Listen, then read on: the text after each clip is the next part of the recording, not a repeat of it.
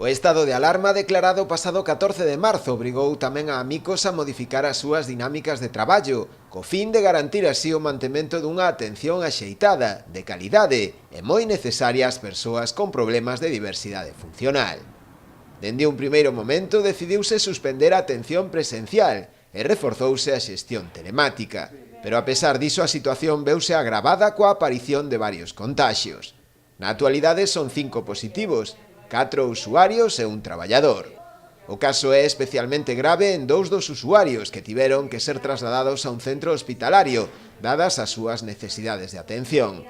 Os outros 2 permanecen no centro residencial de Comoxo, aínda que illados. O outro positivo é un dos empregados da entidade, que se atopa baixo seguimento médico no seu domicilio, aínda que o seu estado é favorable. Obviamente, como en cualquier otro centro sociosanitario, las salidas y entradas están restringidas, de manera que la rutina de todos los residentes ha tenido que modificarse y estar aquí centralizada.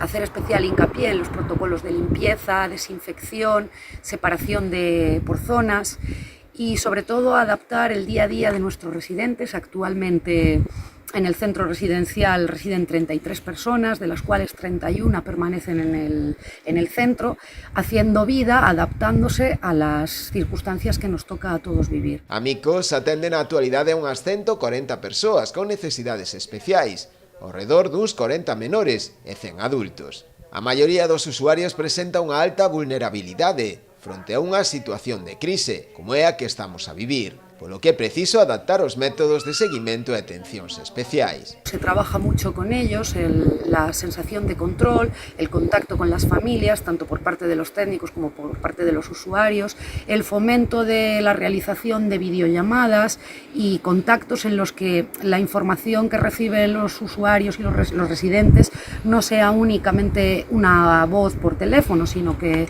vaya acompañado de una imagen. Como defenden, a discapacidade non pode ser un motivo de discriminación, e máis nun momento como actual, no que máis que nunca é necesario que os protocolos sanitarios se adapten tamén ás súas necesidades.